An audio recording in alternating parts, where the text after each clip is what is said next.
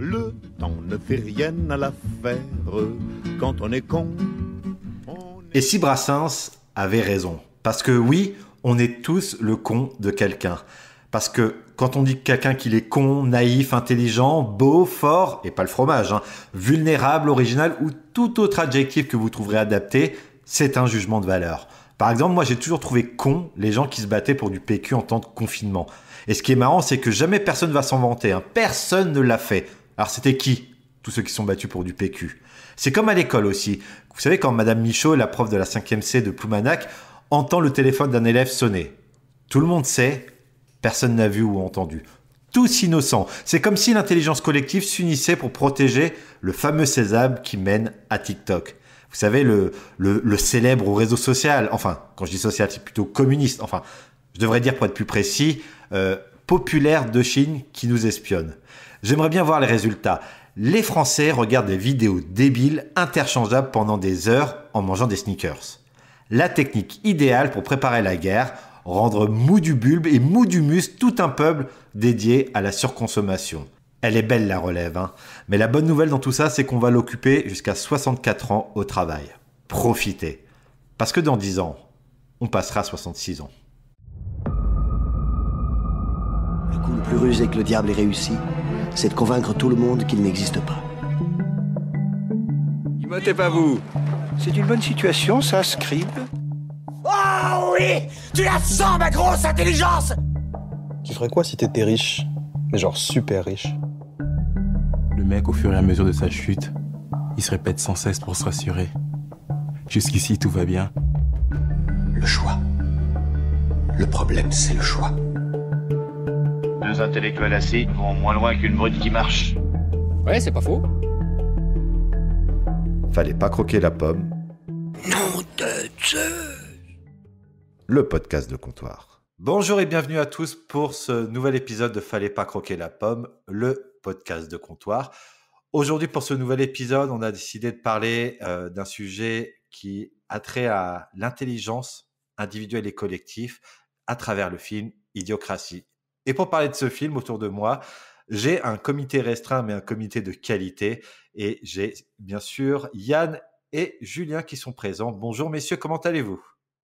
Salut à tous les deux, très content aussi, ça faisait un petit moment qu'on s'était pas vu, donc c'est chouette d'échanger à nouveau. Eh bien, bonjour à tous, ça fait très plaisir de vous retrouver à nouveau pour ce nouveau podcast sur Idiocratie. Donc je vous disais, aujourd'hui on s'est réunis pour parler d'intelligence, de l'évolution de l'intelligence à travers le film Idiocratie.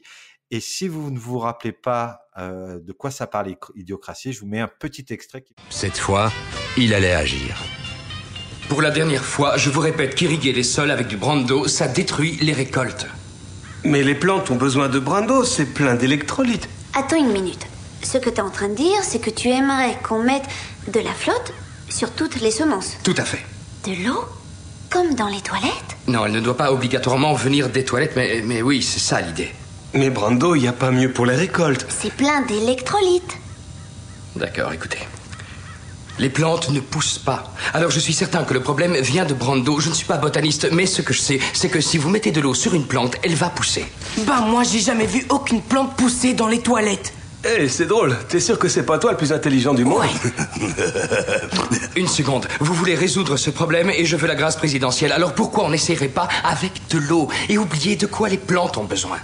Les plantes ont besoin de brando, c'est évident. Ils sont débiles. Ouais, c'est plein d'électrolytes. C'est quoi les électrolytes ? Vous le savez ou non ? C'est le produit avec lequel on fait du brando. Oui, mais pourquoi ils utilisent ça pour faire du brando ? Parce que brando est plein d'électrolytes. Idiocratie. Yann, qu'est-ce que c'est Idiocratie ? Est-ce que tu peux nous résumer ça ? Alors très rapidement, c'est l'armée qui teste sur 2 individus moyennement intellectuels un programme d'hibernation. Initialement prévu sur 1 an, mais qui en réalité va en prendre 500. Et ils se réveillent dans une société complètement teubée. Et eux passent pour de véritables génies. Waouh, ça promet. Alors, qu'est-ce que vous en avez pensé de ce film, justement, après l'avoir vu Alors, je tiens à dire, Mehdi, j'aime bien l'extrait que tu as pris parce que c'est exactement l'extrait que j'ai vu qui m'a donné envie de voir le film. C'est exactement ça. C'est des gars totalement crétins qui tournent dans une boucle pas possible pour essayer de répondre à une question pourtant simple. Moi, j'ai vu j'ai vu 2 fois le film. La première fois, ça va être très court, ça m'a scotché puisque j'avais l'impression que c'était une très grosse caricature, mais vraiment là où on allait. J'imagine, alors 500 ans, je sais pas, mais dans quelques décennies, 100 ans, 200 ans peut-être, j'ai l'impression qu'on y va bien comme il faut. Et donc sur le premier visionnage, c'est vraiment ce qui m'a marqué sur la globalité. On rentrera dans le détail un peu plus tard. Et je l'ai regardé une deuxième fois pour l'émission. Alors j'ai vu d'autres choses, mais ça m'a moins scotché. Vraiment, la première fois, ça a été saisissant pour moi. Et qu'est-ce qu'on va devenir, du coup? Des consommateurs de Brando. Et toi, Yann, qu'est-ce qui te revient en premier? Qu'est-ce qui t'a marqué dans ce film-là? Alors c'est un film que je ne connaissais pas, donc très très heureux de l'avoir découvert. Franchement, je me suis bien bidonné en le regardant. C'est vrai que, alors je l'ai vu qu'une fois. C'est vrai, j'ai oublié de préparer l'émission. Moi, merde, je le savais pourtant. Mauvais élève. Un truc. Mauvais élève. C'est mon côté Brando, du coup. Moi, j'ai trop absorbé et je suis déjà dans le crétinisme. Non, c'est bien, ça fait peur. Et en même temps, c'est bien tourné en dérision. C'est vraiment crétin et teubé et c'est juste parfait, quoi. À voir, vraiment à voir. Il y a des séquences et le test de QI, il est juste parfait, quoi. C'est très très court, mais c'est énorme. Alors c'est un petit peu vieilli quand même parce que c'est un film qui date de 2006. Au scénario, on a 2005, ouais 2006, 2007, ce que je vois sur Allociné. Il a été écrit en partie par Ethan Cohen, mais c'est pas le bon Ethan Cohen, c'est pas un des frères Cohen justement, c'est un homonyme. Je l'avais vu il y a quelques années, il m'avait pas marqué. Voilà, c'était marrant, une petite critique sociale, une satire. Et aujourd'hui, ça prend, je pense, un peu plus de place dans l'actualité, dans ce qu'on est en train peut-être de devenir. C'est une question qui se pose, mais c'est vraiment une critique vraiment de l'Occident. C'est quand même très localisé ce film.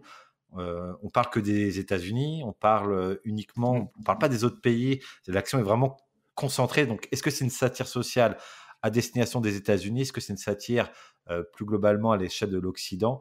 C'est un des enjeux qui, je pense qu'ils savent même pas répondre dans le film. C'est un film avec un message, mais beaucoup de bêtises. Je pense que c'est un film de gamin, en fait. Je sais pas si vous avez fait cet effet-là. C'est quand même pipi caca. Très pipi caca, effectivement. Ouais. Ouais, très, très teubé, très beaucoup de degrés en dessous. Mais après, il y a des choses qui marchent vachement bien quand même quand tu vois simplement une vue parce que globalement, c'est concentré sur une ville. On voit peu de choses en dehors de cette ville et c'est quand tu vois les immeubles, moi c'est juste à péter de rire, quoi. Comment ils tiennent, comment ils sont les uns contre les autres, c'est génial, quoi.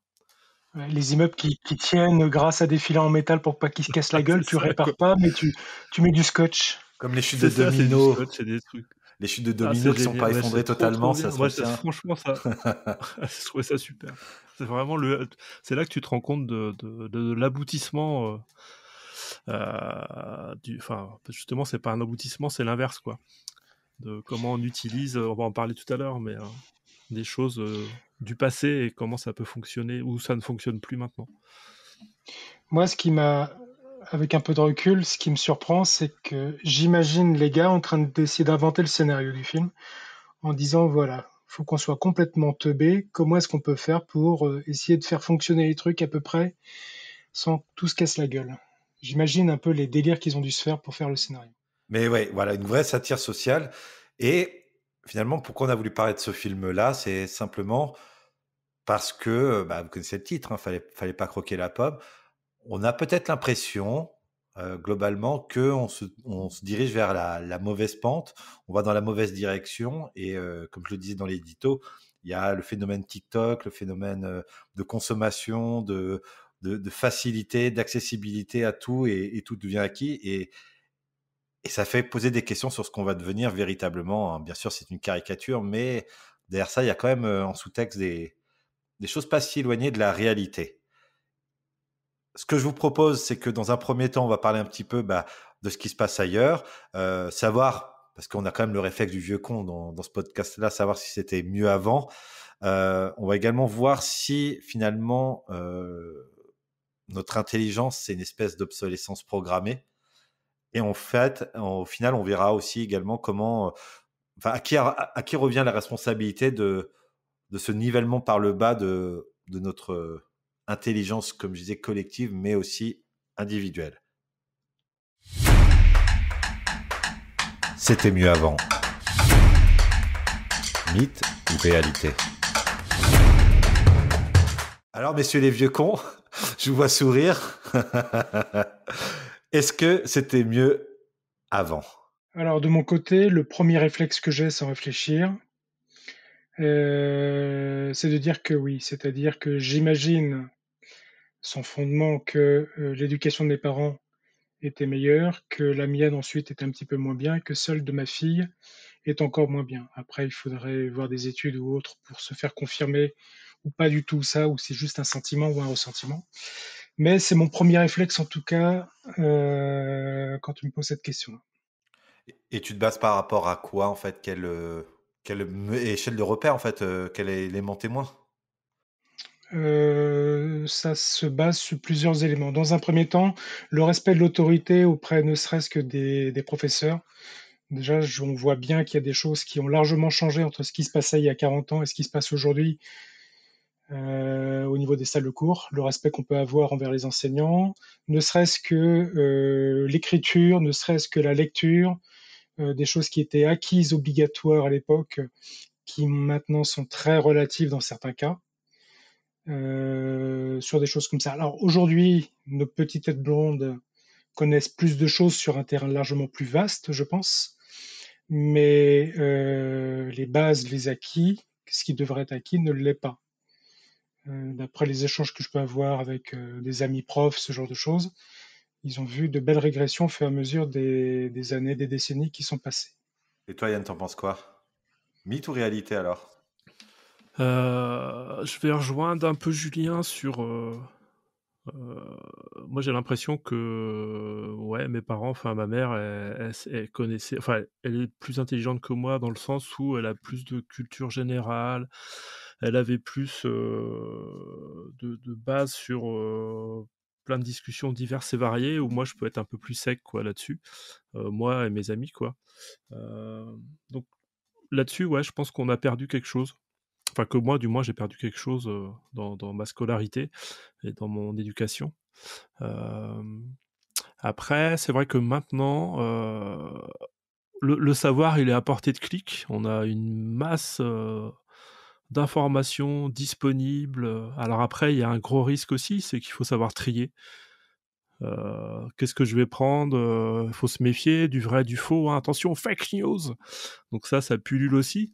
Donc faut pouvoir assimiler toute cette masse d'informations, la digérer et puis avoir un esprit critique dessus. Et ça, je suis pas sûr que ce soit quelque chose qui soit enseignable, du moins par nos profs, quoi. Alors, ce qui est marrant, c'est que Julien Théard disait que les savoirs étaient plus étendus, mais moins approfondis. Est-ce que, d'une certaine façon, ils développent les jeunes, les enfants, d'autres capacités que nous, on va avoir plus de mal à appréhender.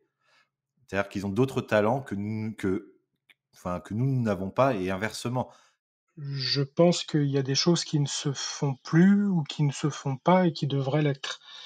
C'est-à-dire que apprendre à faire la bouffe avec des produits frais, on devrait l'apprendre. Oui, on peut l'apprendre avec son papa, sa maman, mais avec les deux parents qui travaillent, arriver tard le soir, c'est peut-être un peu compliqué. Peut-être l'école devrait sensibiliser à ça. Moi, je me rappelle qu'en CE2, dans l'école publique où j'étais, on avait des cours de bricolage. On avait une salle de bricolage qui était 2 fois plus grande que la classe normale et on allait marteau, tournevis, des clous et des scies et c'était que des outils manuels et on travaillait, le bois, on faisait quelques bricolages comme ça.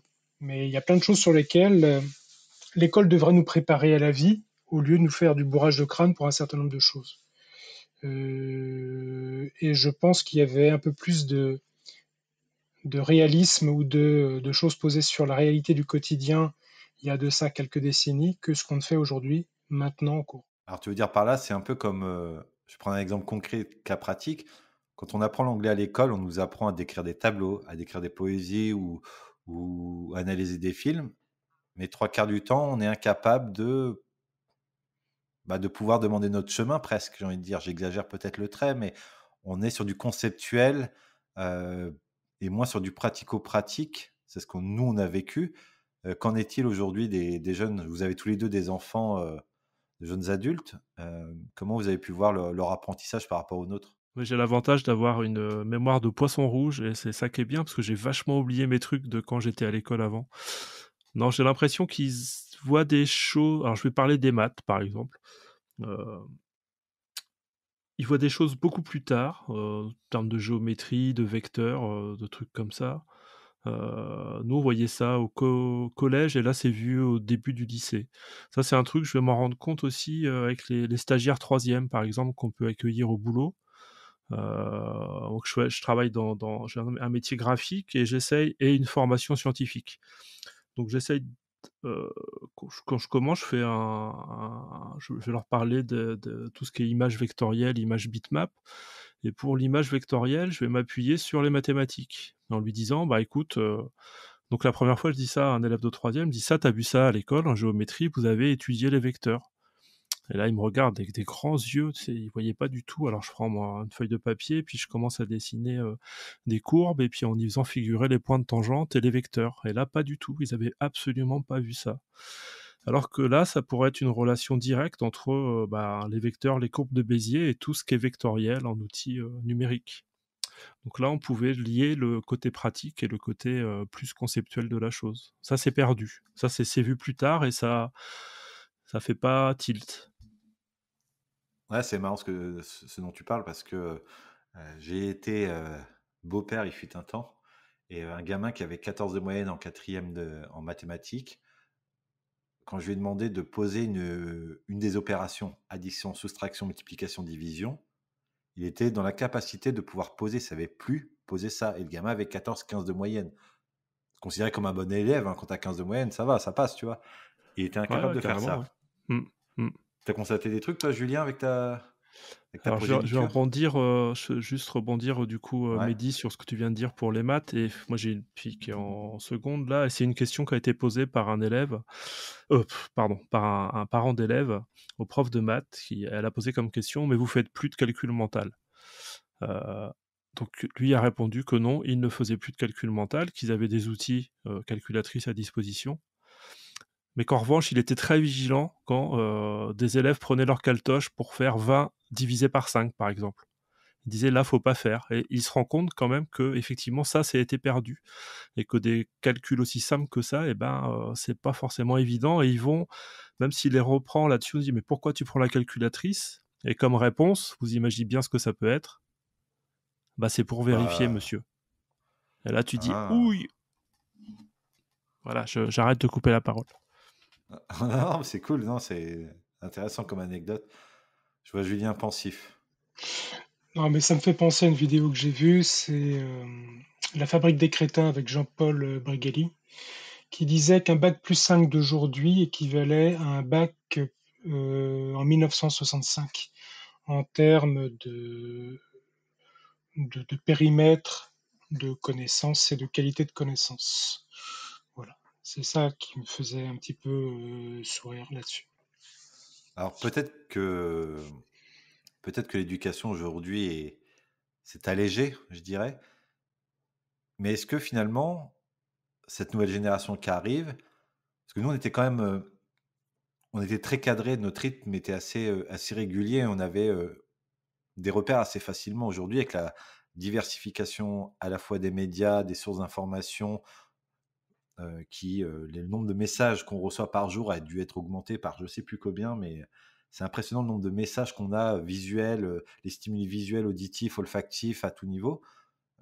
Est-ce que cette multiplication leur permet d'avoir une forme d'adaptabilité plus élevée que nous avions? Alors, je pense que la question est un petit peu... Peut-être qu'il faut se poser la question de manière plus large, c'est-à-dire que tu parles du stimuli, tu parles du nombre de choses qu'ils peuvent voir, etc. La question, c'est est-ce que les différents stimuli qu'ils ont aujourd'hui, c'est du TikTok? Est-ce que les différents stimuli, c'est simplement tous les réseaux sociaux qui papillonnent en termes de notifications sur leur téléphone, ce qui représente peut-être la moitié de leur temps de concentration de la journée, c'est-à-dire leur smartphone. Je me pose une question quant à ces stimuli et à la qualité de ce qu'ils représentent derrière. Nous, effectivement, on avait moins de choses. Déjà, par rapport à nos parents, on avait déjà la télé, chose que la plupart de nos parents n'avaient pas forcément à leur âge. On avait plusieurs chaînes, ce qui était incroyable. On avait le Club Dorothée, comme tu dis, la génération Club d'eau. Mais je me pose beaucoup de questions. Ouais, je me pose beaucoup de questions sur justement sur tout ça. C'est-à-dire qu'on sait bien qu'un gamin, si tu lui mets 50 000 jeux devant lui, au contraire, il va pas pouvoir se focaliser, il va pas pouvoir se concentrer. Et étonnamment, j'ai vu des études qui disent que plus un gamin a de choses autour de lui, plus il s'ennuie rapidement. C'est-à-dire qu'il n'arrive a priori, si je me souviens bien de ce que j'ai vu, il n'arrive plus à maintenir un état d'attention sur quelque chose. Quand tu étais petit, vous, les parents, n'avaient pas forcément 50 000 jeux, pour autant, ils pouvaient développer une imagination peut-être assez significative sur des jouets quand on avait moins, ce genre de choses. On peut supposer, pourquoi pas, que c'est un petit peu pareil sur l'éducation et d'autres choses là-dessus. Est-ce que l'éducation ne devrait pas, alors l'éducation école et parents, ne devrait pas orienter vers justement la réflexion, vers le fait de développer, pourquoi pas, de l'interaction avec les autres, de la curiosité, ce genre de choses, que balancer tout un panel de choses en vrac qu'on va pas retenir. C'est une question que je me pose. Et la curiosité souvent naît aussi, ou l'imagination naît de l'ennui. En fait, oui, là, ils n'ont pas le temps de s'ennuyer. Stimuli, circuit de la récompense, notification, selfie et compagnie. Ils n'ont pas le temps de s'ennuyer, ils n'ont pas le temps de réfléchir finalement à des choses tout con. C'est cassé, je jette, je prends autre chose. J'ai 15 000 jeux, j'y arrive pas. D'ailleurs, tu parlais de jeux, alors on est un peu des geeks, hein, je pense que vous avez compris à force de nous écouter, mais les jeux maintenant sont largement plus faciles. Et ça, c'est pas moi, c'est prouvé hein, dans le monde des gamers. Les jeux vidéo sont largement plus faciles que ceux qu'on avait avant sur la Nintendo, la NES ou les premiers jeux vidéo. Est-ce que finalement, c'est ce nivellement par le bas, par le fait qu'il y a une stratégie de circuit de la récompense stimuli qui, comme tu disais, appauvrit finalement notre capacité de recherche, d'analyse, de réflexion ou d'imagination. Et de concentration, bien sûr, comme tu parlais. Yann, ouais, je te passe la patate chaude. Ouais, c'est ça. J'en reviens en fait au début de ta question parce que tu parlais, est-ce que nos jeunes ont une adaptabilité plus grande que la nôtre? Alors je vais parler en tant que vieux de chez les vieux. Hein. Moi, quand il y avait 3 chaînes à l'époque, moi, à la télé. Moi, j'ai découvert ma première console, je l'ai eu à 20 ans. Internet, je l'avais au boulot et puis pas chez moi. Voilà, un petit peu avant 30 ans, tout ça. Et mes enfants, ils sont nés avec déjà la TNT déployée et Internet à la maison. Donc déjà, t'as toute cette connaissance technologique-là, ils sont nés avec. Nous, on a dû l'apprendre. Tu vois, au collège, j'ai dû faire... on avait un TO7, je crois, et on codait en basique. Mais genre, il y a eu, allez, on va dire 2 jours sur toute la scolarité. Après, moi, j'avais trouvé ça génial. Mais voilà, c'était fini, quoi. Maintenant, ils ont tous ces outils-là. Donc, Julien parlait tout à l'heure des réseaux sociaux. En tant que parent, c'est un drame parce que nous, on n'avait pas ça. On s'est connecté dessus tardivement parce qu'il fallait le faire. Moi, j'en avais besoin pour le taf. Mais là, des gamins de 13 ans, ils arrivent.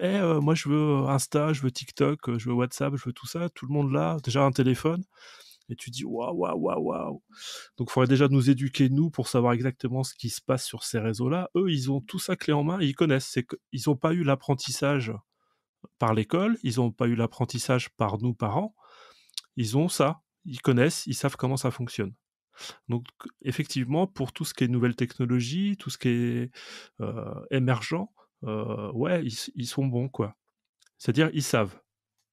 Alors après, ils savent peut-être mal certaines choses, parce qu'il faut peut-être pousser plus loin en disant « Oui, mais attention, ce que tu vas publier là, à 13 ans, méfie-toi, même si c'est de manière éphémère, ça peut être sauvegardé, on peut le retrouver 5 ans plus tard, et ça peut se retourner contre toi que ce soit pour la recherche d'un boulot ou pour des relations sociales correctes, quoi. Mais ils savent. D'ailleurs, je vous conseille de taper Julien, fallait pas croquer la pomme sur Google, vous aurez des surprises. Ah bah, faire ça tout à l'heure, nickel. Ce sera pour le best-of, en fait. Donc Ouais, voilà, mais ils ont cette intelligence-là que... je sais pas si c'est une intelligence, ils ont ces compétences-là de développer de manière innée, on va dire. Alors que moi, effectivement, comme tu disais, on est plutôt geek, on est plutôt dedans et on connaît quand même pas mal de trucs. Et juste pour terminer, j'ai un frangin qui a une dizaine d'années de plus que moi, et il n'a pas réussi à basculer, lui, vers tout ce qui était Internet, ordinateur, tout ça. Ça, c'est passé, c'est un truc qui... c'est au-dessus de sa tête, quoi. Ouais. Alors que ma mère, qui avait 75 ans, quand je lui ai filé mon premier PC, eh ben, elle a fait la démarche 2, et elle a fait le boulot d'apprendre ça. C'était un peu plus long, plus laborieux, mais elle l'a fait, elle s'est connectée, créé des comptes, et puis j'étais là en appui, mais... Donc il y a une perte aussi au niveau des générations, je pense, là-dessus. L'informatisation, c'est le point de bascule pour vous entre avant et maintenant? Alors c'est plus que l'informatisation, parce que là ça va être là c'est les téléphones, après sera on en a parlé, hein, des Je regroupe ça dans évolutions. l'informatisation, hein, c'est C'est ça. Là c'est vraiment, ça utilisé se par tout le rapproche, monde. ouais. C'est dans leur poche, et puis pour moi c'est un point de bascule, ouais. Il y a un truc qui était intéressant, tu disais, il faudrait peut-être commencer à nous éduquer, nous, en tant que parents, pour pouvoir transmettre aux enfants. Ça va faire l'objet de la seconde partie. Transmettre le savoir. Problème local ou global? Si on regarde un petit peu ce qui se passe ailleurs de nos frontières, parce on se centre quand même sur la France et l'Europe, hein, c'est ce qu'on maîtrise le mieux. Comment se positionne Julien sur l'échiquier mondial de l'intelligence mesurée grâce à un outil, le QI, qui servait à l'époque à rechercher les déficiences mentales, notamment dans l'armée. Comment se situe par rapport au reste du monde? Je crois que tu as un petit peu bachoté tout ça. C'est pas que j'ai bachoté, mais j'ai farfouillé un petit peu, puis j'ai trouvé un truc intéressant. C'est sur le site de l'éducation nationale. Donc, vous trouverez ça sur éducation.gouv.fr. Ils ont publié certaines études, donc le PIRLS, et vous avez aussi, par exemple, une autre je vais vous donner ça tout de suite, le TIM2S. Alors, à quoi servent ces deux enquêtes, ces deux études? Le premier, donc le PIRLS, c'est le programme international de recherche en lecture scolaire. Et donc le but étant de comparer pour la qualité de compréhension de texte et de lecture de pays de l'Europe. Et ce qu'on peut constater par rapport à ça, c'est que sur les 22 pays, ou 24, pardon, excusez-moi, pays qui sont échantillonnés, donc je crois qu'il y a 300 000 élèves qui ont été auditionnés et suivis, la France est à l'avant-dernière place. En dernier, tu as Malte, après tu as la Belgique française, et après tu as la France. Et que ce soit, par exemple, en termes de lecture de texte informatif ou en lecture de texte narratif. C'est-à-dire que devant nous, par exemple, tu as la Finlande, l'Irlande, l'Angleterre, la Bulgarie, Lituanie, Italie, Pays-Bas, etc., les Tchèques aussi, Slovaques. Donc, on se gargarise un petit peu. Ouais, c'est l'échelle. Les infos que je les ai concentrées autour de l'Europe. On est vraiment dans le bas du panier en ce qui concerne déjà l'Europe, alors qu'on se gargarise quand on écoute nos politiques à la télé. On est les meilleurs, on est les meilleurs. La nation des Lumières. Ouais, les lumières sont éteintes depuis longtemps quand même. Alors après, pour les curieux, vous trouverez un certain nombre de fichiers Excel qui vous indiquent plein de tableaux et de choses comme ça. C'est très sympa à lire, à regarder, surtout quand on voit que, par exemple, les Français, il y a quelques détails par rapport à ça, nos petites têtes blondes ont 2 fois moins de compréhension sur la comparaison de ce qu'ils ont lu et ce qu'ils ont fait par rapport à d'autres pays. Vous allez voir les statistiques, c'est rigolo, je ne vais pas rentrer trop dans le détail. Après, vous avez le TIMSS 2019, alors j'appelle ça TIMSS, donc le TIM2S, et qui nous indique entre autres les résultats par rapport aux performances mathématiques et scientifiques. Alors globalement, on n'a pas trop bougé entre 2015 et 2019, mais ce qu'on peut remarquer quand même dans la globalité, donc là, il y a des études sur l'ensemble des pays de l'OCDE et de l'Union européenne. Alors déjà, on est en dessous de la moyenne européenne, ça c'est sûr, et parmi les pays de l'OCDE, on est aussi très, je rajoute encore un très mal placé. C'est-à-dire que, encore une fois, on fait partie des derniers en termes de sciences et mathématiques. Bon. Il y a des beaux graphes à regarder, c'est bien fait, ça montre que juste derrière nous, il reste quoi? Il reste le Chili, puis après tout le monde est au-dessus. Il y avait aussi la moyenne du QI par pays. Dans le monde, il y avait un tableau là-dessus. Il y a un truc assez surprenant, c'est que que je dise pas de bêtises, 2, 3, 4, 5, 7, les 6 premiers pays, en termes de moyenne de QI, sont asiatiques. On a Singapour, la Chine, Hong Kong, la Corée du Sud, Taïwan et le Japon. Après, on a les pays qu'on appelle, souvent on dit, ils ont une manière de fonctionner un peu alternative, même si le modèle semble décliner, pardon. C'est la Finlande, le Canada, les Pays-Bas, et on retrouve très loin, 24e la France, qui est en dessous de l'Islande et au-dessus de la Hongrie. Et on retrouve d'autres pays comme l'Allemagne et l'Angleterre. On n'a pas les États-Unis, étonnamment. Ils doivent être pire que ça. Pour compléter un petit peu ce que tu dis par rapport au QI, là, les pays les mieux placés par rapport à l'enquête Teams sur tout ce qui est sciences et mathématiques, les premiers, c'est Corée du Nord, Japon. Et après, on se retrouve sur de l'Irlande, Angleterre, Lettonie, Lituanie, etc., etc. Mais Corée du Nord et Japon, comme toi, pays asiatiques, tout en haut. Et ils ont fait également... alors là, c'est plutôt intéressant, c'est que peut-être que c'est un investissement pour ces pays-là, émergents, mais il y avait une autre étude qui a été faite, quels sont les pays les plus intelligents au monde, où c'est toi qui m'avais passé la source, Julien, il faisait un tableau, une moyenne entre le prix Nobel, le nombre de prix Nobel, la moyenne de QI et les résultats des tests à l'école, des écoles, et on retrouvait en pays, les pays les plus riches quand même, mine de rien, ou des pays occidentaux, le Japon, la Suisse, la Chine, les États-Unis, les Pays-Bas, la Russie, et pas mal d'autres pays, jusqu'à ce qu'on trouve la France en 24e position, coincée au-dessus avec la République tchèque et Singapour. Est-ce qu'on doit revoir notre modèle? Ça va être une vraie question.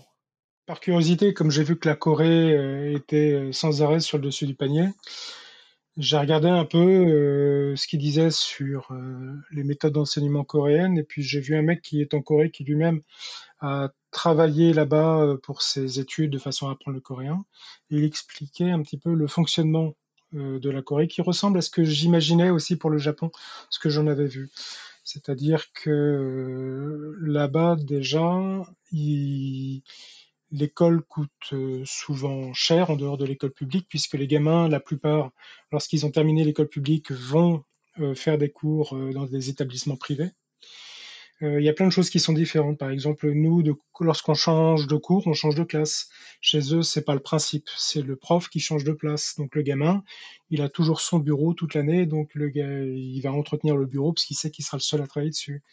Les profs, ils recrutent que des profs vraiment au taquet. T'as pas comme nous le recrutement en 10 minutes, voilà, parce qu'on a besoin de profs, on trouve les profs qu'on a. Plein de choses comme ça, où c'est comme là aussi au Japon, beaucoup de choses sont notées en termes de QCM. Alors quand j'ai vu ça, je me suis dit c'est bizarre, c'est pas terrible, mais le but du QCM étant d'enlever toute possibilité d'interprétation du correcteur. Voilà, plein de petites choses comme ça. Et l'uniforme aussi. Ils ont aussi l'uniforme. Comment passer l'école comme une institution, quelque chose d'au-dessus des élèves finalement. Tu as l'uniforme et chaque école a son uniforme. C'est pas, tous les élèves n'ont pas tous le même uniforme. tu as une telle considération de l'équivalence bac, par exemple, chez eux, que des élèves qui sont à la bourre peuvent demander à la police locale de les emmener en moto ou en voiture pour aller à leur diplôme. Ou même les sociétés, lorsque par exemple les gamins commencent leur test à 8 heures, les sociétés vont déplacer l'heure d'arrivée des employés, par exemple à 9 heures ou 10 heures, de façon à ce qu'il y ait moins de gens dans les transports en commun pour que les élèves qui passent le bac ou l'équivalent arrivent à l'heure. Enfin, vraiment, il y a une considération de la performance qui est vraiment très différente de ce que nous, on a, en tout cas de ce qui était décrit dans la vidéo du gars qui était là-bas. Sans parler de performance, c'est aussi de la priorisation de l'élévation des jeunes générations. Ils ont l'air de mettre ça L'excellence a l'air d'être culturelle dans ce qui est décrit. Mais tout le monde participe à l'effort collectif. C'est une mentalité qui est partagée.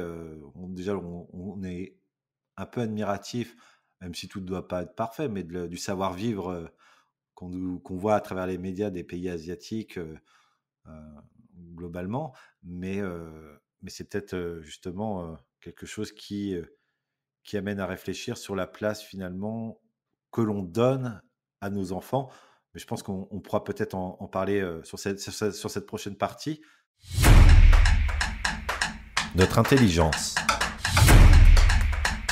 Une obsolescence programmée. Parce qu'on vient de voir ensemble que dans les pays asiatiques, cette culture de l'éducation, de la priorisation, de l'accompagnement des jeunes générations vers une forme de performance, comme tu disais Julien, ou du moins un respect de l'institution et de la valeur du savoir et de la transmission. Est-ce que si on ne suit pas cette typologie de modèle-là, on arrive progressivement à devenir comme dans Idiocratie, de plus en plus con? Alors, elle n'est pas forcément destinée à décliner. Moi, j'avais lu un truc dans les sources que vous aviez mis sur alors je crois que c'était un chercheur du CNRS qui avait fait une comparaison d'ailleurs avec aussi la durée de vie. C'est-à-dire qu'on a eu énormément de progrès et maintenant on a une durée de vie moyenne entre hommes et femmes dans les pays tels que les nôtres qui tend à se stabiliser, limite à décliner. On va perdre quelques mois, mais là, on a atteint du coup la limite de notre corps naturel. C'est-à-dire, on ne pourra pas vivre tellement plus vieux que ce qu'on vit maintenant, c'est-à-dire autour de 80 balais. Et il faisait un corollaire, la même chose pour le cerveau. C'est-à-dire qu'on a des milliards et des milliards de neurones et qui vont générer des interconnexions entre eux. Et il faisait ce parallèle-là aussi avec les tests de QI. C'est-à-dire qu'on a plafonné, globalement, notre intelligence, elle a monté. Elle plafonne, et là, effectivement, on se rend compte qu'elle est en train de décliner un petit peu. C'est pas forcément parce qu'on est plus teubé. D'ailleurs, les tests de QI sont basés sur des questions qui ont été faites dans les années 60-70. Ça n'a pas été nécessairement remis à jour. Donc, il faudrait peut-être bosser là-dessus aussi. Tout à fait. Ouais. Et du coup, on a un plafonnement du fait de la limitation de notre cerveau. Donc ça, c'est ce qu'il disait, j'avais trouvé ça intéressant. Après, effectivement, c'est peut-être à nous aussi de le faire bosser et puis de lui faire apprendre des nouvelles choses. La neuroplasticité, elle est connue et on est fait pour apprendre de nouvelles choses et s'adapter à des nouvelles situations.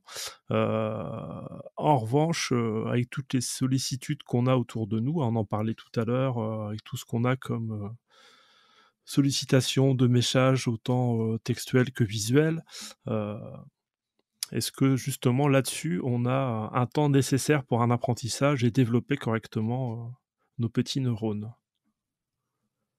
Ça passe, tu parles des écrans, on revient souvent à ça, mais aujourd'hui, quoi de mieux comme babysitter pas cher qu'une télévision, une tablette ou un portable pour regarder des dessins animés?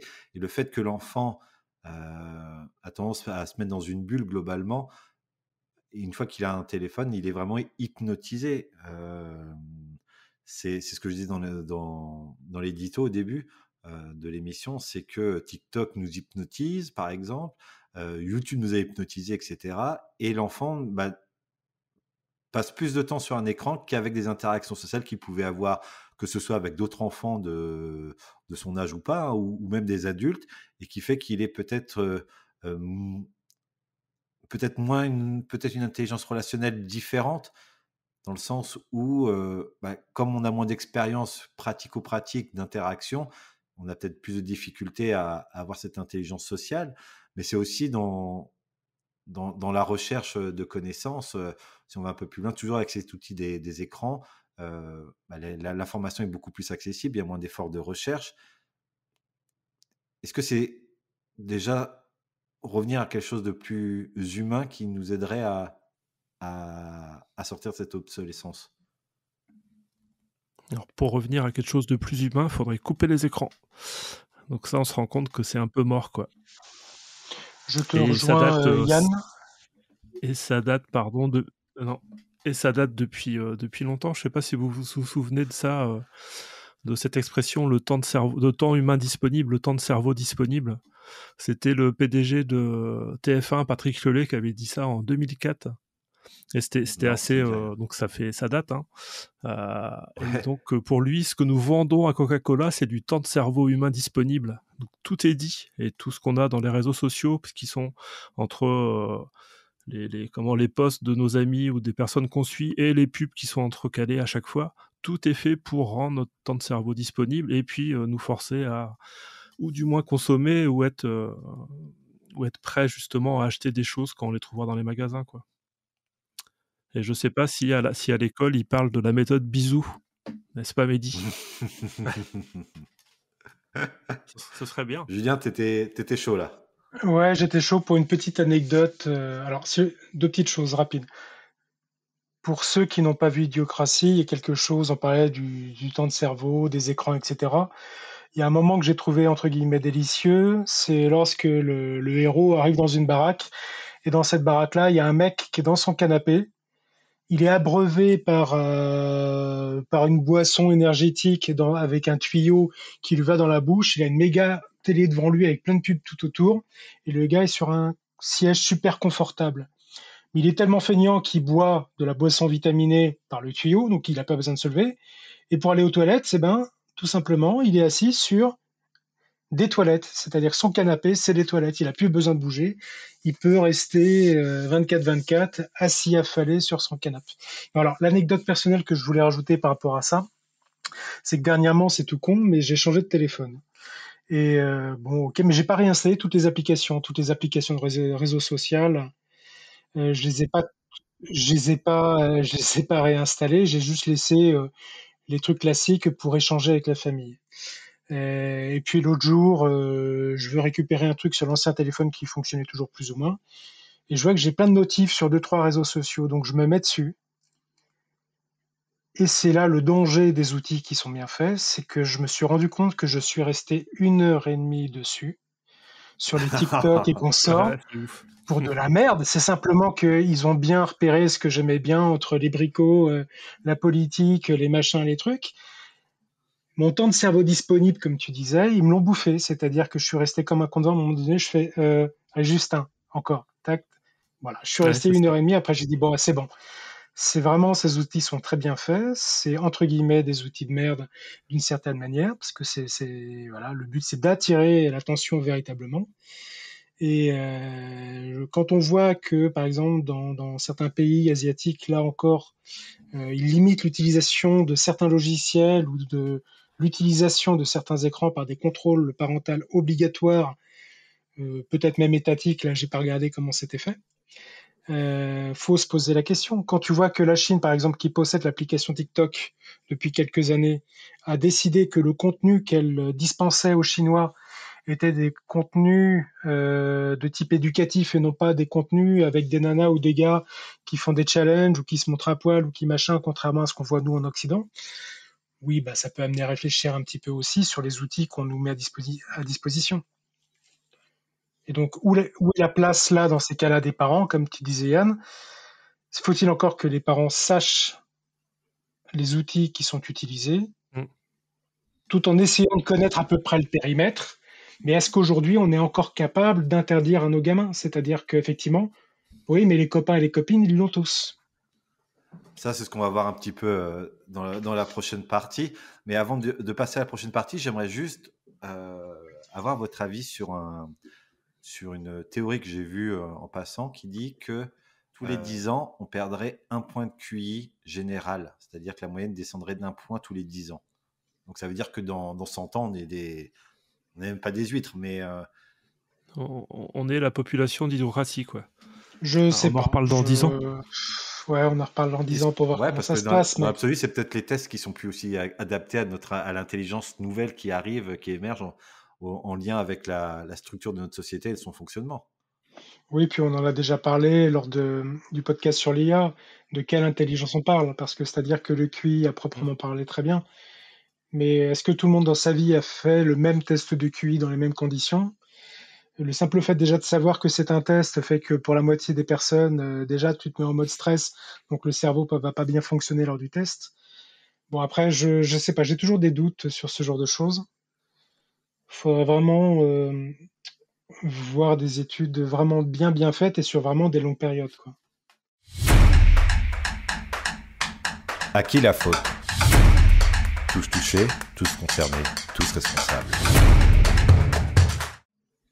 On est d'accord pour dire que, globalement,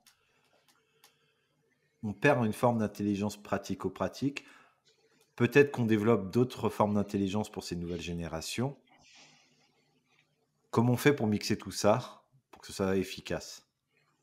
Avoir cette intelligence plus rustique, je dirais, et en même temps cette intelligence aujourd'hui 2.0, qu'on n'a pas forcément nous, mais comment on fait pour les nouvelles générations pour faire en sorte qu'ils puissent combiner le meilleur des deux, benchmarker tout ça. Allez, Mehdi, vous, en tant que parent, comment vous faites?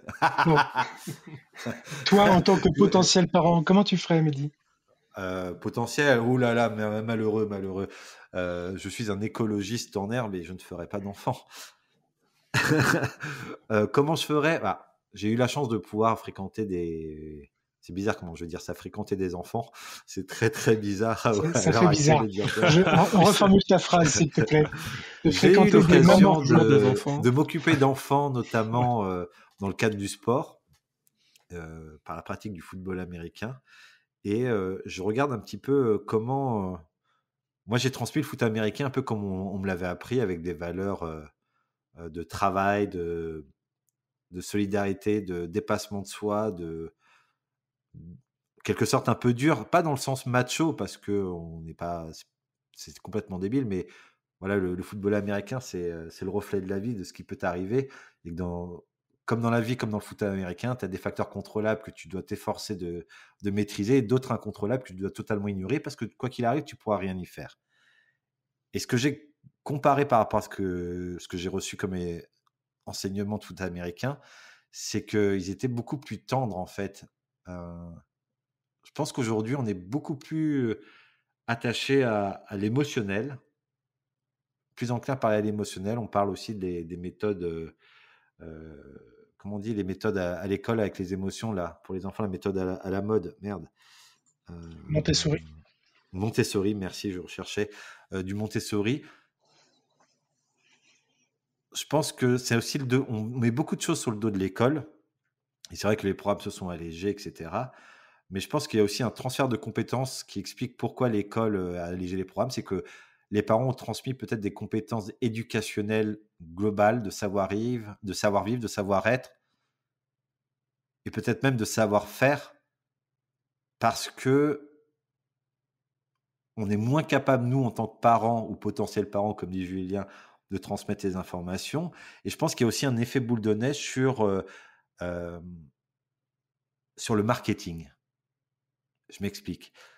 Aujourd'hui, le marketing, depuis les années 90, 90-2000, est centré sur l'enfant roi.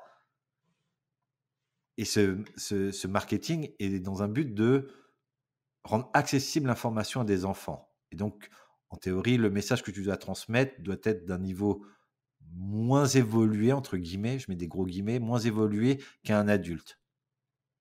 Parce que la cible, c'est les enfants, même sur les réseaux sociaux, etc., partout. Et donc, on parle à des enfants qui, plus tard, eux, vont grandir, qui auront des enfants, mais comme ces parents-là, qui sont nés de ces informations-là, sont devenus, entre guillemets, moins intelligents, je remets encore des gros guillemets, au vu de pratico-pratique, etc., eh ben, on va descendre un petit peu d'un niveau parce que les enfants seront moins intelligents, qui eux-mêmes vont avoir des enfants qui seront peut-être un petit peu moins intelligents, ainsi de suite.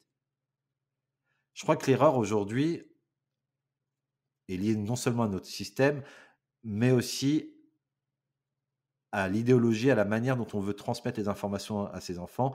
Et comme on parlait tout à l'heure de l'école asiatique, à ce côté un petit peu sacralisé, ce côté institutionnalisé de la valeur de l'école, de la valeur du professeur, le respect, et aussi le fait que on ne prépare pas nos enfants à la frustration et qu'il faut leur apprendre à la frustration, le goût d'effort, le goût de la recherche, le goût de la victoire, d'y être arrivé par soi-même et pas du tout cuit, ce qui rend nos cerveaux mous, pas du tout entraînés et qui baigne dans son jus un peu à la Homer Simpson. Merci pour ce laïus, cordialement. Bravo Mehdi, bravo, bel échange.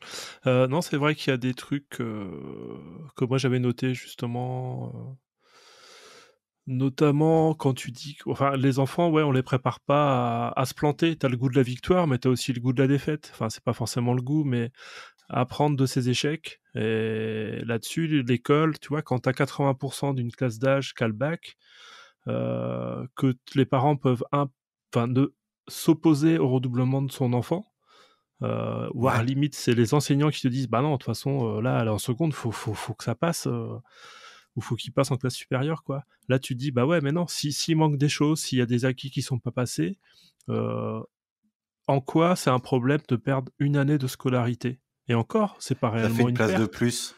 Ouais, mais c'est pas une perte, si. parce que là, tu vas consolider tes compétences, tes connaissances, et tu vas être plus à l'aise après. Donc Alors, ça, pas j'ai une du mal perte à pour toi, mais j'ai du mal à comprendre ça.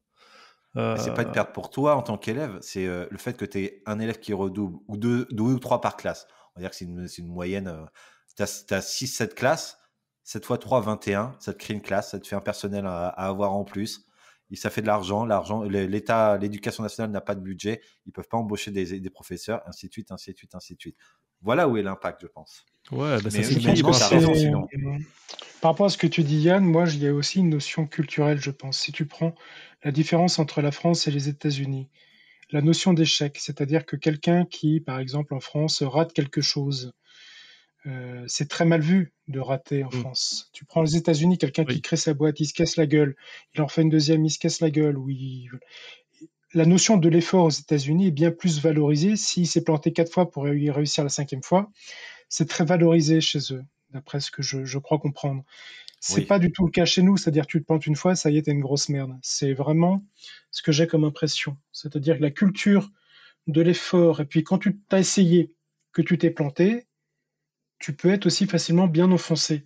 Au lieu de dire, allez, on continue, on va y arriver, on va se planter 2, 3, 4, 5 fois s'il faut. Je sais plus quelle étude j'avais vue qui disait que on apprend par l'erreur.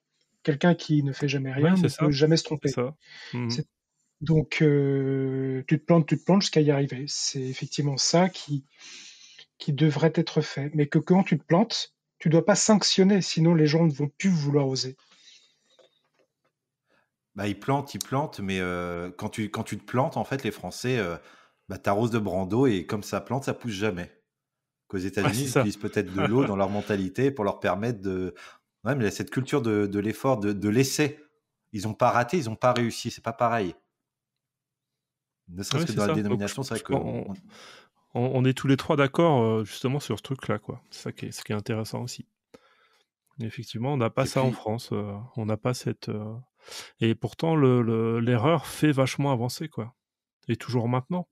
Quand on parlait tout à l'heure des nouvelles compétences que les gamins ils peuvent développer, tout ce qui est langage informatique qui n'existait pas quand on était jeune et qui sont obligés de le faire, là aussi tu apprends par l'erreur et tu testes des choses et tu te rends compte que ça marche ou pas. Et sur tout ce qui est nouvelles connaissances, nouvelles compétences, c'est ça, enfin, du moins moi je pense que c'est réellement ça qui te fait avancer, quoi. Alors on est d'accord pour dire qu'il y a peut-être déjà la place des parents dans la transmission du savoir qui doit être peut-être reprendre en main une certaine forme d'éducation qui a été déléguée, un dépassement de fonction à l'école. Il y a l'école en elle-même qui doit remplir son rôle de remplir de manière convenable les têtes de nos petites têtes blondes. Et au niveau politique, est-ce que la politique, c'est si important finalement dans l'éducation? Je dis que c'est extrêmement important parce qu'elle se mêle de choses qu'elle ne devrait pas. C'est-à-dire que pour moi, c'est pas parce qu'un nouveau gouvernement se met en place qu'il faut du jour au lendemain essayer de changer les méthodes d'apprentissage des mathématiques, de la lecture, etc., etc. C'est pas parce que tu arrives en pouvoir quelque part qu'il faut décider qu'à un moment donné, il y aura tel truc avec ton nom quelque part. C'est vraiment l'interprétation que j'en fais. On sait que dans le monde, globalement, il y a des choses qui fonctionnent très bien sur l'apprentissage de la lecture, même si c'est dans d'autres langues. On sait qu'il y a des choses qui fonctionnent. Et on a tendance à vouloir à chaque fois révolutionner les choses, quitte à rester dans un concept qui aujourd'hui déconne. La méthode d'apprentissage de la lecture aujourd'hui, je parle même pas des mathématiques, c'est franchement pas joyeux. C'est franchement pas joyeux. Alors oui, l'orthographe, la façon d'écrire en français est très compliquée. Ça a été fait a priori exprès, historiquement, pour vraiment mettre une scission entre les niveaux sociaux. Mais pour autant, comment ça se fait que nos grands-parents savaient bien lire et écrire et qu'aujourd'hui, on arrive, quand tu vois tous les commentaires que tu peux voir sur Internet ou sur les réseaux sociaux tels que c'est écrit, c'est pas ce que vous croyez. C'est une catastrophe, ouais, par exemple. Ou quand je vois, par exemple, des gamins qui doivent écrire leur CV, ils doivent écrire 4 lignes, en dehors du fait que ce soit des fois pas lisible. Ah, j'ai mal au bras, j'arrive plus à écrire, ils ont écrit 2 lignes. Nous, on avait mal au poignet après 2-3 pages d'écriture. C'est sûr que c'était après de l'écriture que tu avais mal au poignet. Ça, c'est un autre sujet, Mehdi. Sujet qu'effectivement, puisque tu n'es pas marié, que tu peux rencontrer à plusieurs reprises quotidiennement, je le suppose. Non, mais je pense effectivement qu'il y a pas mal de sujets là-dessus et la politique devrait rester à sa place, peut-être en tant que conseil, et que l'éducation nationale, je ne sais pas comment est-ce qu'on pourrait mettre ça en place, mais je sais que c'est très gros, très lourd à gérer, mais on devrait vraiment s'inspirer de ce qui se fait ailleurs pour revoir au moins les fondamentaux pour que tout le monde arrive au mieux avec un niveau de base largement suffisant pour s'orienter par la suite. Allez, un petit quelque chose. Non, ouais, je pense que les politiques, ils ont leur importance parce que c'est eux aussi qui vont faire les programmes scolaires, du moins s'appuyer dessus. Et donc, comme Julien parlait des mathématiques, et donc il y a eu cette polémique de suppression d'heures de mathématiques au collège, qui vont peut-être remettre ensuite. Donc là, effectivement, c'est un nouveau gouvernement qui arrive en place. Et ça sert à rien d'essayer de réformer des choses qui fonctionnaient avant. Faut laisser les gamins apprendre à lire et à écrire correctement. Il y a eu des erreurs qui ont été faites quand même, hein, avec la suppression des UFM, hein. Donc les instituts universitaires de formation des maîtres, ça c'est une belle grosse connerie quand même. Donc il y a des choses qui sont faites et il y a rien pour remplacer ça. Donc ils sont responsables, oui, ils sont responsables de leurs conneries et c'est vrai que c'est pas fait pour aller dans le bon sens, je trouve, moi, ce qui est mis en place. Ouais, et puis la connerie est diluée sur plusieurs gouvernements différents et c'est marrant. Quand tu parles de la suppression des UEFM, ça me fait penser aussi aux déserts médicaux avec les numerus clausus en termes de médecins. J'ai l'impression qu'ils ont fait exactement la même erreur sur les deux domaines pour arriver au même résultat. Et justement, toutes ces erreurs-là, c'est la perfection pour ma transition. Quel plan pour éviter l'effondrement? Comment faire pour qu'on arrête cette dégringolade, ou du moins cette impression de dégringolade, parce qu'on ne tire pas sur l'ambulance, on n'est pas certain de tout ça. Je vous rappelle que sur ce podcast, la seule chose que l'on sait, c'est qu'on ne sait rien. On discute juste un avis de comptoir, c'est important, parce qu'on cherche souvent la mule, mais on n'a pas la solution à tout. Mais qu'est-ce qu'on pourrait avoir comme idée qui pourrait être pas mal pour éviter ce déclin? Il a la réponse, le nouveau président à la fin d'Idiocratie, hein, il le dit bien, et surtout, éduquez-vous. Ouais. Il faut donner le goût à l'éducation. C'est ça, maintenant je vous laisse développer. Je te passe les patates chaudes, c'est parti. Comment on fait pour en donner envie de s'instruire, Julien? On parle de curiosité, mais la curiosité, alors je vais dériver légèrement pour une expérience personnelle en fait qui concerne ma fille. Elle passait beaucoup de temps sur son téléphone, elle en passe toujours beaucoup de temps. Trop à mon goût, mais bon, c'est comme ça. Elle a 20 ans aujourd'hui. Elle s'est mise un jour à lire Wattpad sur son téléphone. Alors Wattpad, c'est une application où n'importe qui peut créer des histoires. Tout le monde peut les lire et tout le monde peut les commenter, proposer des modifications. C'est gratuit. Voilà, tu crées tes histoires, les gens peuvent les lire et les critiquer. Il y a même des gens qui, par la suite, des auteurs ou autrices, qui peuvent se faire publier par des maisons d'édition, ça arrive. Mais ce qui est intéressant, c'est que ce qui m'importe, c'est la détermination du gamin ou le centre d'intérêt du gamin. Si le gamin arrive à vraiment se focaliser dessus, elle lisait beaucoup d'heures dessus. Et du coup, ce qui se passe, c'est que depuis maintenant peut-être 2 ans, elle a traduit ça dans un premier temps par de la lecture manga, c'est-à-dire du manga physique. Et puis après, elle a dérivé sur des bouquins. Alors ça allait quand c'était des mangas parce que ça coûte entre 5 et 7,50 € le manga. Sauf que maintenant, elle s'intéresse aux bouquins aussi, c'est très bien. Sauf que les bouquins sont à 15-20 € le bouquin. Sauf que maintenant, voilà, elle serait prête à acheter un bouquin par semaine. Donc ce que je veux dire par là, c'est qu'on peut arriver avec des centres d'intérêt suffisamment exacerbés à transformer quelque chose qui pour moi était néfaste, donc passer son temps sur son téléphone, qui s'est traduit par la lecture sur téléphone, et puis après vraiment la lecture physique. Bon, c'est pas des gros auteurs, on s'en fiche, mais au moins elle fait quelque chose, je pense, de constructif. Il y a des choses qui restent positives là-dessus. Et je pense que c'est ça qu'on devrait mettre en avant dans l'éducation, qu'elle soit à l'école ou à la maison, chose que je pense que je n'ai pas bien faite, étant donné que j'ai eu qu'un seul enfant et qu'on n'est pas forcément bien préparé. Et comme on dit en Bretagne, la première crêpe est toujours ratée. La première crêpe est toujours ratée. Et on la donne aux chiens. Et je pense que vraiment le centre d'intérêt dans tout ça, ça serait de réussir à donner envie, par exemple, à son gamin. Les notes et tout ça, au final, je m'en fiche. Vraiment, l'important, c'est de réussir à développer l'envie et la curiosité d'un gamin pour aller très loin dans les recherches ou pousser dans le domaine quel qu'il soit. Je ne sais pas comment le faire, mais je pense que si on arrive à intéresser quelqu'un sur quelque chose à fond, quand il grandira, ses centres d'intérêt changeront, mais il aura déjà acquis cette capacité à aller jusqu'au bout de quelque chose et de se passionner pour quelque chose. Ça pourrait être à terme, pourquoi pas un hobby ou pourquoi pas un boulot, etc., etc. Pour moi, c'est, je pense, quelque chose d'intéressant comme piste. Yann. Donc c'est plus les parents d'intervenir là-dessus, quoi. Leur donner l'envie d'eux, soit en passant dès tout petit par la lecture ou des choses comme ça, ou lire avec eux parce qu'évidemment ils savent pas lire. Leur donner l'envie, la curiosité d'eux, et que si les gamins voient des parents en train de lire, ça leur donne aussi envie d'eux.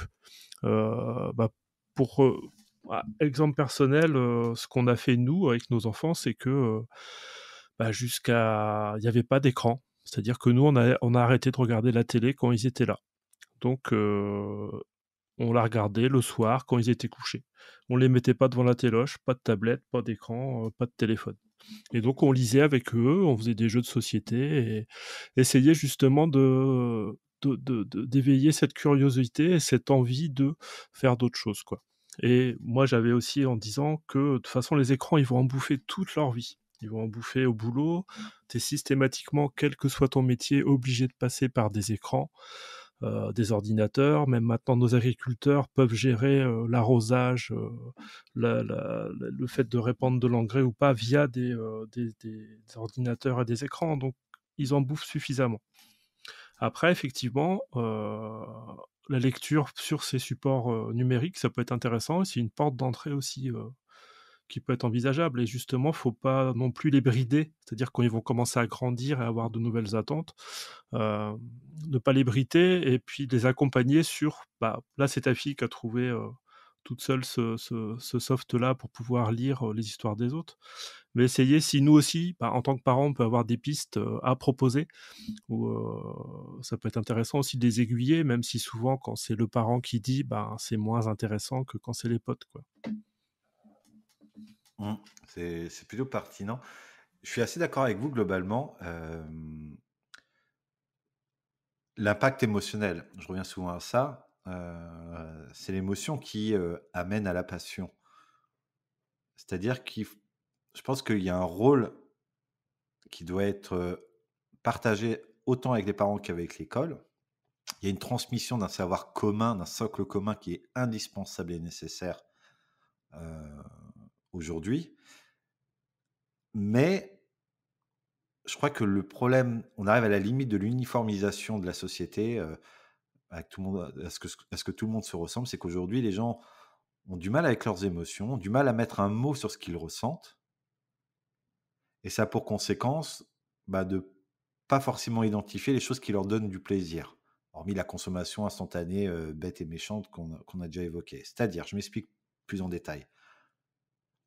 Aujourd'hui, il faudrait accompagner les enfants à tester 1 milliard de trucs, mais vraiment tout et n'importe quoi. Je sais qu'il y a une composante financière dans tout ça, hein, et aussi de culture sociétale. Si on regarde la transmission, les niveaux de centres d'intérêt en fonction des CSP, on est sur plus d'ouverture que sur les CSP+, que dans les CSP-, globalement. C'est des statistiques, une moyenne, c'est pas un jugement. Mais quand quelqu'un a un talent, un attrait particulier, le pousser dans ce qu'il aime faire. Parce que c'est par l'amour qu'il porte à ce hobby, à ce travail, à ce centre d'intérêt, qu'il va pouvoir faire sortir le meilleur de son génie. On est toujours plus doué quand on est passionné par ce qu'on fait. Alors oui, il faut apprendre à lire, oui, il faut apprendre à compter, mais plutôt qu'essayer de déterminer qu'est-ce qu'on va faire en classe de seconde, alors qu'on ne sait absolument rien de la vie, je pense qu'il serait peut-être plus judicieux d'accompagner ces enfants-là, ces élèves-là, à découvrir tout un tas de choses, à multiplier les expériences professionnelles. Tu parlais des stages d'observation que tu as pu avoir, Yann, je sais que Julien aussi t'en a eu. Les accompagner, ok, une semaine là, mais avoir un rôle aussi avec la société globalement, de manière holistique, avec les entreprises qui soient plus disponibles pour accueillir des élèves, leur permettre de voir 1 milliard de choses, pour leur donner la possibilité de découvrir ce pourquoi ils sont bons, et les accompagner dans ça, à avoir une forme d'excellence. Avoir le socle commun, mais développer l'excellence dans quelque chose qui leur tient à cœur. Et aussi la possibilité de changer. Changer, c'est pas mal. Ça s'appelle la vie. On arrive à la fin d'un cycle, on passe sur autre chose pour apporter toute son émotion, toute son énergie, tout son amour qu'on porte à l'objet d'attention. Et ça peut créer, c'est ça qui crée les génies. Si on avait demandé à Mozart de poser des briques, ça aurait été certainement pas un génie comme il l'a fait en musique. C'est un petit peu ça l'idée. Pour moi, comme principale solution idéale. On t'a poussé à faire du graphisme, Yam, toi ? Alors non, enfin... Comment t'as eu cette passion-là ? J'ai toujours dessiné depuis tout gamin, je dessine depuis tout le temps, depuis fin primaire. Et du coup, j'avais rencontré... je voulais faire de la BD, moi. Donc, et j'ai discuté avec Festival Quai des Bulles avec le dessinateur de Disneywood. Ouais, Tabary. Et donc, j'avais 10-12 ans à l'époque. Et je lui avais dit ça, moi je veux faire de la BD, Et lui, il m'avait donné un conseil, il m'a dit, écoute, moi aussi je voulais faire ça, et je te conseille, fais un métier. Parce que tu vas pas réussir à en vivre au début, et le plus important, faut que tu puisses te loger, manger et dessiner.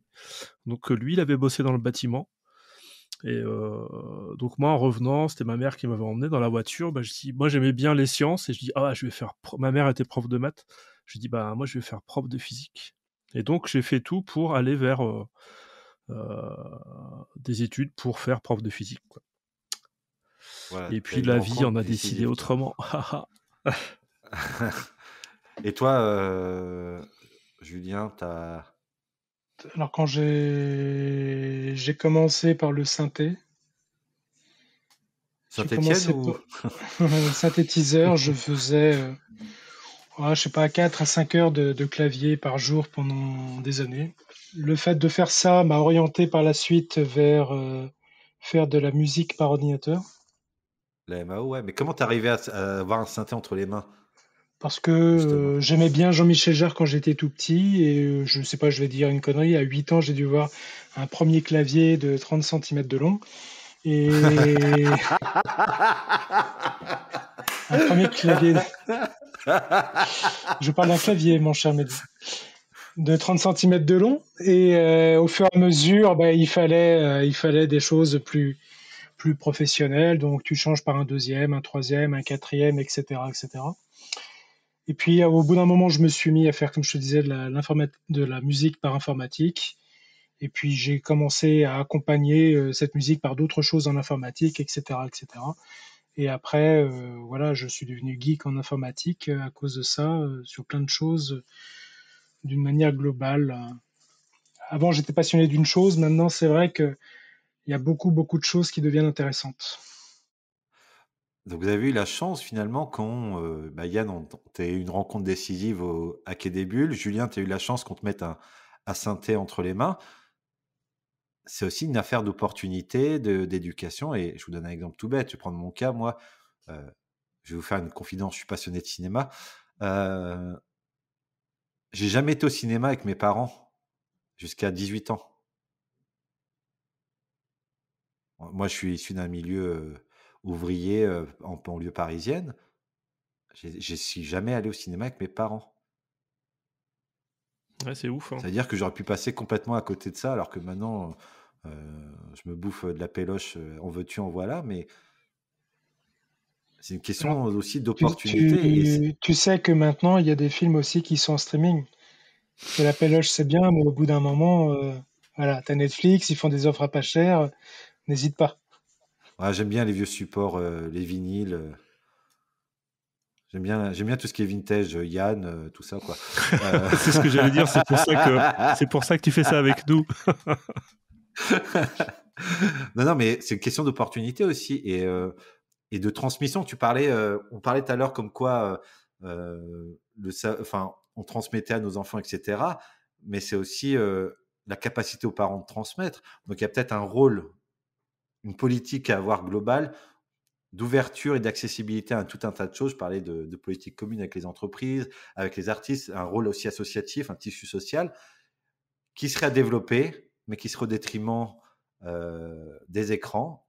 Et aussi, le problème, tu disais, Yann, oui, pas d'écran jusqu'à un certain âge, jusqu'à 15-16 ans, mais il faut faire gaffe aussi à ne pas les rendre incompétents dans ces écrans-là qui sont aujourd'hui le nerf de l'économie, quoi. Oui, non, c'était pas jusqu'à 15-16 ans, hein, sinon il y aurait eu un parenticide, je te rassure. C'était jusqu'à 5-6 ans. Ah oui, 5-6 ans. Ouais. Oui, non, 15-16 ans, c'est juste impensable. Ouais, mais tu vois, c'est toujours des choses qui sont tenues et que c'est très facile d'avoir un avis sur une situation donnée, mais il faut quand même prendre en compte la globalité et essayer de faire de son mieux, finalement. Et en tant que parent, alors je dis ça, c'est facile, j'ai pas de mots, mais par exemple, moi, je me refuse, quand j'offre des cadeaux à mon neveu et ma nièce, je prends pas de jouets à la con, quoi. Je prends des trucs qui stimulent l'intelligence, le cerveau ou des jouets en bois, ou tu vois, des choses qui vont les amener à raconter des histoires plutôt qu'un écran ou quoi. Il est hors de question que j'offre ça, quoi. Un instrument de musique, pas de problème. Quand j'étais beau-père, j'avais cette politique qui disait vous avez budget illimité pour tout ce qui est livre. Vous voulez un livre, vous l'avez. Il me demandait un livre, je le commandais, il arrivait directement. Mais il faut avoir cette capacité aussi financière et intellectuelle, culturelle de pouvoir les emmener au théâtre, les emmener au cirque, les emmener à, je sais pas moi, dans un aquarium. Tout ça, c'est vachement compliqué. Hein, alors, petite question, s'ils te demandaient les dernières astuces Minecraft qui ont été publiées, est-ce que tu leur achetais? Oui, peut-être. Oui, je pense, ponctuellement. Si le début ça reste de la lecture et le fait d'avoir le réflexe de lire, même si c'est pour du Minecraft, c'est son centre d'intérêt. Peut-être qu'il deviendra un super. Le gamer aurait pu devenir un super streamer ou compétition de Minecraft, gagner des millions d'euros avec ça, parce qu'on peut faire de l'argent avec ça. Il n'y a pas de mauvaise passion dans l'absolu. Mais si ça avait été exclusivement, je veux juste des livres de Minecraft, non, on va un petit peu varier quand même les plaisirs. Faut pas déconner. Mais si c'est sa passion, oui, pourquoi pas. Là, ça reste un jugement de valeur. Qui on est pour dire que c'est bien ou pas bien? Ça va être c'est la vraie question. Et pour finir cet épisode, le classique, avez-vous une référence à propos de ce film et de ce sujet? Est-ce que, Yann, tu as trouvé quelque chose qui t'a inspiré, qui te rappelle ce dont on vient de parler? Ouais, et c'est une référence que j'ai déjà citée, et donc ça va être Wall-E, référence notamment au monceau de déchets qu'on a au début du film, là, c'est absolument hallucinant. Donc ça fait, pour moi, c'est très très révélateur de Wall-E. Et puis aussi l'assistanat de l'ensemble de la population. Voilà. Toi, Julien, petit trèfle. Alors, 2-3 petites choses. Pour le côté éducationnel, Le sac des poètes disparus. J'en ai déjà parlé dans d'autres, mais je trouve que c'est un très bon film. Sinon, sur YouTube, vous pouvez rechercher La fabrique des crétins avec Jean-Paul Brigelli. Il y a 2 versions, une de 44 minutes, ou si vous cherchez un peu, vous avez la version longue sur Internet, 1h30, je crois. Et sinon, aussi sur YouTube, vous avez un TEDx qui a eu lieu à Rennes, qui était avec Arnaud Huette et Jérôme Piron, qui sont tous les deux des profs, un de français, l'autre de philo. Et ils discutent pendant un quart d'heure sur ce qu'ils ont appelé la faute d'orthographe. L'orthographe en France, comment est-ce qu'elle est née? Quelles sont les bizarreries de la langue et pourquoi est-ce qu'on l'a faite comme ça? Alors, dans un registre un peu plus rigolo et moins sérieux, je pense à un vieux film avec David Donito qui s'appelle Opération Shakespeare, où en fait, on va dire les engagés les moins efficients se retrouvent condamnés à suivre des cours et Danny DeVito va tirer leur maximum à travers une pièce de Shakespeare, c'est Hamlet. Et ils ont trouvé finalement un pourquoi qui leur a permis de se dépasser, de dépasser toutes les attentes et surtout le gamin qu'attendait l'état-major grâce à Danny DeVito, grâce au théâtre et à Hamlet. Donc je vous recommande, c'est plutôt marrant, c'est un petit peu daté, mais c'est un feel-good movie, quoi. Voilà, on a fait un grand tour autour de l'éducation, de l'intelligence qui décline ou qui ne décline pas. Est-ce que vous avez quelque chose à rajouter, messieurs? Moi, je voulais juste rajouter 2-3 anecdotes du film, parce qu'en fait, on n'en a pas beaucoup parlé. C'est vrai, ou souvent. peut-être on en a parlé avant qu'on soit dans l'audio. Ce qui est très intéressant dans le film et qu'on n'a pas évoqué, c'est que par exemple, beaucoup de choses ont été simplifiées. C'est-à-dire que lorsque le héros va chez le médecin, la personne à l'accueil, elle a juste une méga tablette. Tu vois quelqu'un qui a mal aux fesses, tu vois quelqu'un qui tousse, tu vois quelqu'un qui machin. Elle a juste appuyé avec sur des les dessins. gros boutons. Avec des dessins, exactement. C'est que la personne, elle est teubée, puisqu'il y en a qui disaient teubée tout à l'heure. Alors, vous avez mal où que je clique? Alors, si on ne sait pas, c'est autre. Et là, elle va enfin consulter un médecin que personnellement, je ne souhaiterais pas avoir du tout en tant que médecin, parce que lui aussi, il est complètement à l'ouest. C'est pareil pour tous les métiers. À un moment donné, il y a un jugement avec un juge. Et il y a un avocat. L'avocat est catastrophique. Non, pas tout à fait. L'avocat est catastrophique. Le juge est catastrophique. Le président, on n'en a pas beaucoup parlé du président. Terry Crews. Il est très bien dans son rôle, hein, mais c'est une catastrophe aussi. Tout est une catastrophe dans ce film. Les forces de l'ordre, elles sont super. Quand tu vois la première intervention qu'elles font, c'est OK. C'est génial, quoi. Ou quand ils prennent la voiture de l'avocat, là, parce que le ministre pas sûr a été détecté par son tatouage et il n'y a plus personne dans la bagnole, ils arrosent la bagnole jusqu'à ce qu'elle explose comme des sauvages. Ah ouais, c'est ça, ils descendent un avion qui passe en même temps, quoi. C'est juste le truc, ils tirent dans tous les sens, quoi. Et ça abat un drone ou je sais pas quoi. Il y a un autre truc qu'on a oublié de parler, dont on n'a pas encore parlé, c'est juste le début du film, en fait, où on voit une famille, un couple CSP+, on va dire, a priori, qui décide d'attendre avant de faire des enfants. Et en face, tu as le couple de redneck américains qui sont déjà à leur 3e ou 4e enfant. Et en fait, on voit une chronologie où plus ça avance dans le temps, et puis il dit, ouais, on va encore attendre un petit peu les riches. Et les rednecks, eux, commencent à pulluler comme des, comme des lapins, comme des gerbilles, comme des... T'as le chef de famille qui couche avec toutes les femmes du quartier, et comme lui, il est complètement teubé, il fait que des gamins teubés. Et un effet de boule de neige, et pour arriver au final où le couple est trop âgé, il y en a un qui se suicide, ils peuvent plus faire d'enfants, enfin c'est la cata, et que de l'autre côté, les enfants se reproduisent, et voilà, c'est de fil en aiguille. Et c'est peut-être ça, la théorie du grand remplacement d'évoquer Zemmour, c'est que leurs électeurs, de plus en plus teubés, vont se reproduire, et on arrivera à une débilisation globale de notre société décadente. Tiens, il n'y a pas du tout d'avis politique dans ce que je viens de dire là, du tout. Hein. Est-ce que vous vous rappelez du film, justement dans ce film-là, Idiocratie, Ils vont voir le film qui a gagné toutes les récompenses de l'année. Oui. Ils vont voir un film. Est-ce que quelqu'un peut résumer le film qui est dans ce film-là, justement? Alors, comme moi, j'ai déjà résumé le film, je vais laisser à Mehdi le soin de le résumer. Ok, comment je vais pouvoir... Très bien. Voilà, pour faire simple, pendant 1h30, on voit une paire de fesses qui de temps en temps pète et ça fait rire l'Assemblée. Voilà. C'est ça le film qui a le mieux marché en 2500. Ouais. Ça donne le niveau. Bah, ouais, mais après, comme je dis, on est tous le con de quelqu'un et ça reste quand même un jugement qui est relatif à notre prisme, notre perspective, nos valeurs.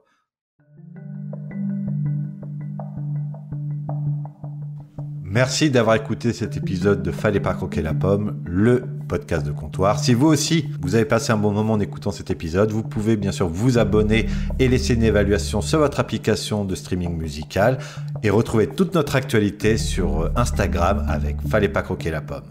Ciao!